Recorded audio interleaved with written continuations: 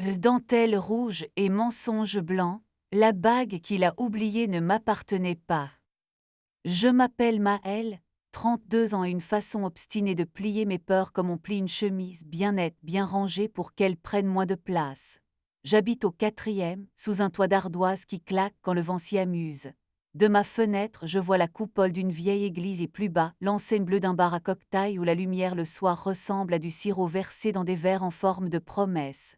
J'y suis entrée pour la première fois la veille de mon anniversaire de mariage, par simple curiosité. J'en suis. Chez moi, Martin m'attend avec ce sourire carré qui m'a fait dire oui un printemps où tout sentait la glycine. Il est architecte, amoureux des lignes droites, des toitures propres, des fenêtres qui s'ouvrent sans grincer. Avec lui, la vie a longtemps ressemblé à une pièce où les meubles sont bien placés, ni trop ni pas assez. Nos draps sentaient la lessive, nos dimanches le pain perdu et l'orange pressée.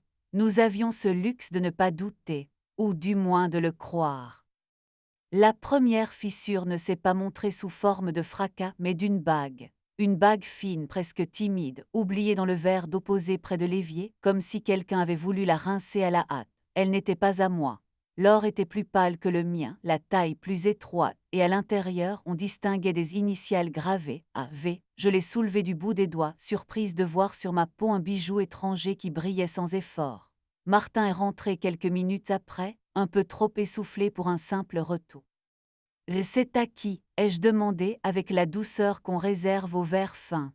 Il a ri un rire trop rond. À la stagiaire sans doute, on a eu une réunion ici à midi pour un dossier, elle a dû l'oublier. Il a glissé la bague dans sa poche comme on referme un tiroir où l'on cache une lettre. J'ai acquiescé, j'ai souri aussi, puis je suis allée dans la salle de bain pour me rincer les mains sans besoin. Sous l'eau tiède, j'ai écouté la rumeur de mon sang comme on écoute un lointain trafic. Pendant quelques jours, j'ai observé. Les détails chez Martin se sont mis à cligner comme des feux orange. Une chemise repassée 2 fois, un appel pris dans le couloir au lieu du salon, un parfum nouveau qu'il disait avoir reçu en cadeau d'un client. Un soir, j'ai trouvé sur le coin de son bureau un ticket d'hôtel, plié en deux avec un numéro de chambre, 314, et 1h16h20. Rien d'évident, rien d'accusateur, juste des chiffres qui s'étaient posés au mauvais endroit. Je n'ai pas crié, je suis allé au bar bleu d'en bas, me suis assis au bout du comptoir. Il astiquait des verres comme on frotte un ciel jusqu'à obtenir un matin. Le même que la dernière fois, a-t-il demandé, et sa voix m'a tombé dessus comme une couverture qu'on n'a pas demandé mais qu'on accepte. Le même mais avec un peu plus de citron, ai-je murmuré. Il a hoché la tête et ses poignets ont dessiné des gestes patients. J'ai posé sur le zinc le ticket d'hôtel sans m'en rendre compte. Son regard a glissé dessus poli puis sur moi.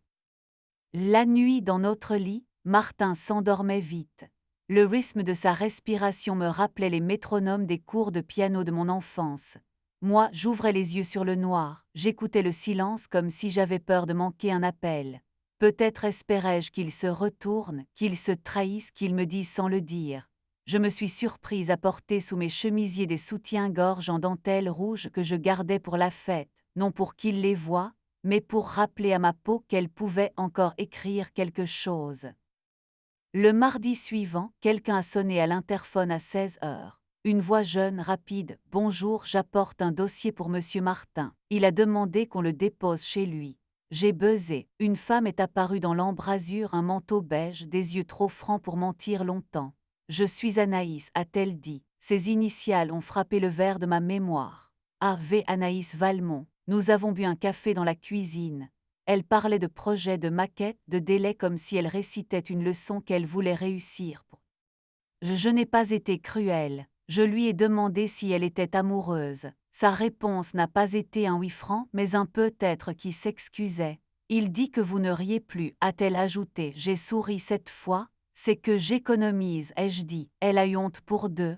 Elle m'a laissé un numéro sur un post-it, au cas où vous voudriez me haïr de façon plus organisée, a-t-elle plaisanté maladroite. Je l'ai trouvée courageuse d'être si peu protégée.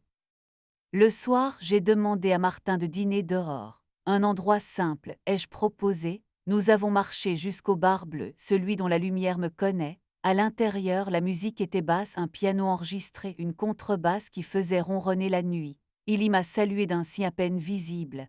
On s'assoit là, ai-je indiqué une table près du miroir. Martin a hoché la tête, a consulté son téléphone comme on consulte une boussole déréglée. Il y a quelque chose entre nous, ai-je lancé quand nos vers sont arrivés. Ainsi. Martin a choisi les mots les plus propres. Une période, un accident prolongé, des sentiments à clarifier, le tout empaqueté dans une jolie langue qui s'excuse presque de ne pas être la mienne. Je l'ai laissé parler.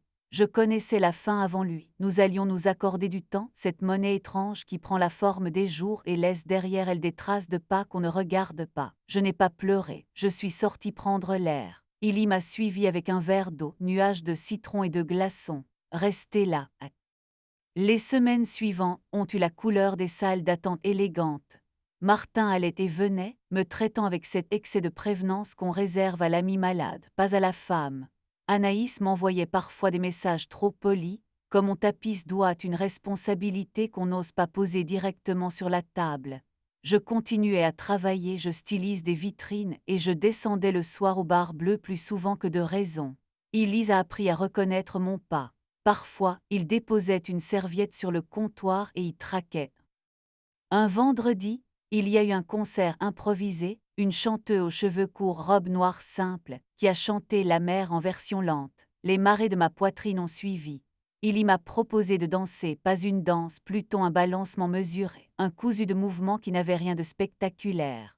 Sa main sur mon omoplate était chaude, respectueux, et j'ai senti sous la soie de ma blouse ma dentelle rouge s'assouplir, comme si elle reconnaissait là un territoire sûr. Nous nous sommes frôlés sans insister, nos souffles se sont croisés.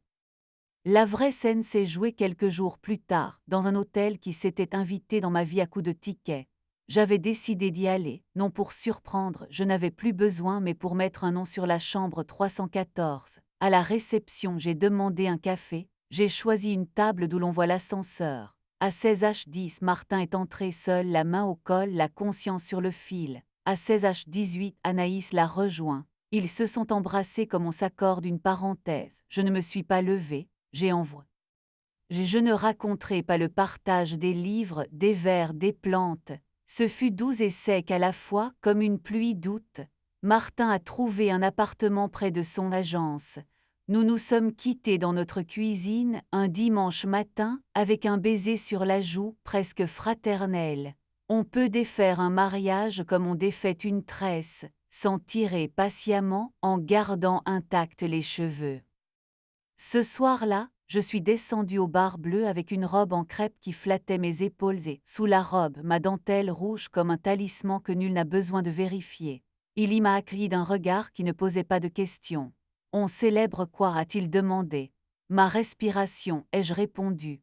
Il a servi un cocktail qu'il a baptisé Linclair Gin Citron, une touche d'orgeat et pendant que la chanteuse grattait une guitare feutrée, nous avons dansé sans bouger barre, sel léger sur mes lèvres, promesse dans ses yeux. Nous avons marché jusqu'à la place. Le vent avait cette façon de soulever le bas de ma robe en douceur, comme un compliment discret. Elise a retiré sa veste pour me couvrir, et le poids de l'étoffe sur mes épaules m'a donné l'impression qu'on me rendait quelque chose que j'avais prêté sans raison. Sur un banc, nous nous sommes assis de biais, nos genoux presque joints. Je ne veux pas être l'histoire écrite contre une autre, a-t-il dit. Alors soit le chapitre qui vient, ai-je soufflé. Il m'a embrassé, un baiser clair sans campus ni aura, un baiser. Parfois je crois Anaïs. Elle a cette allure de femme qui sait désormais que l'on peut se tenir droite même quand la page se froisse. On se sourit. Il n'y a pas de camaraderie forcée, juste une reconnaissance dans cette histoire. Nous avons chacune gardé quelque chose de beau. Martin m'écrit rarement, quand il le fait, c'est pour me demander un nom de fleur pour son balcon. Je lui réponds sincèrement. Je n'idéalise pas l'après. Les nuits sont parfois longues, et mon oreiller garde l'empreinte d'un ancien sommeil. Mais le matin je sais dresser mon lit, coiffer ma nuque, et choisir la dentelle qui me rappellera que sous les tissus la peau ne ment pas. Je choisis des vitrines plus audacieuses, j'y accroche des foulards couleur grenade, des gants de cuir doux, des livres ouverts sur des phrases qui tiennent à la taille. Le bar bleu est devenu une adresse dans mon corps. Quand j'y entre, il y me touche de la main comme on touche un livre qui va nous plaire. Nous nous apprenons. Ce soir, la chanteuse promet une reprise lente de Les Passantes. Il y m'a texté, une table près du miroir t'attend. Je mettrai une blouse blanche qui s'ouvre comme un matin, et dessous la dentelle rouge non pour la montrer, mais pour que mes gestes gardent le souvenir d'un secret qui ne fait de mal à personne.